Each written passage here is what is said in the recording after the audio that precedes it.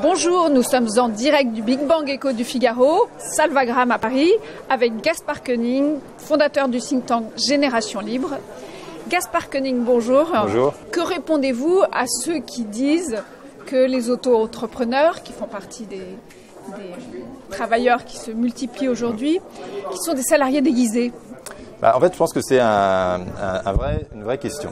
Et d'ailleurs, la campagne présidentielle américaine était centrée au début sur ce thème de la gig economy. C'était vraiment important dans les discours de Hillary Clinton, de l'économie du petit boulot. Et il est certain qu'on ne peut pas considérer un chauffeur VTC comme un entrepreneur à part entière assumant les risques juridiques et économiques de son entreprise. Et je pense que justement, il va falloir avoir beaucoup d'imagination en termes de politique publique pour trouver les nouvelles cases et les nouveaux statuts qui correspondent à ce que font ces gens.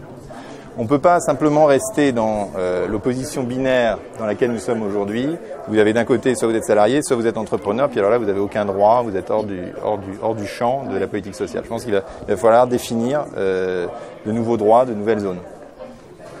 Et est-ce que vous pensez que l'économie collaborative est une mode ou une tendance de fond? Et je pense que d'abord, il faut corriger le mot. C'est une économie qui n'a rien de collaboratif.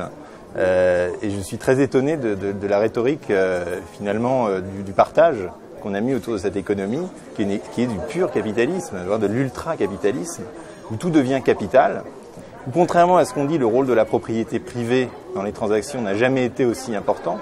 Le rôle du contrat est tellement important qu'on met en place des blockchains qui vont permettre aux individus de contracter directement les uns avec les autres, mais elle ne met absolument pas en cause, au contraire, la logique du capitalisme, puisqu'elle l'amplifie, que chacun arbitre au centime près sur les plateformes, les services qu'il veut avoir à sa disposition, que les chemises, les voitures, les frigos, les tondeuses à gazon se transforment en capitalité, auparavant des objets de possession se transforment en capital potentiel. Donc on est dans un capitalisme forcené en fait. C'est pas forcément une mauvaise chose pour moi, mais il faut d'abord le reconnaître pour mettre en place des politiques appropriées.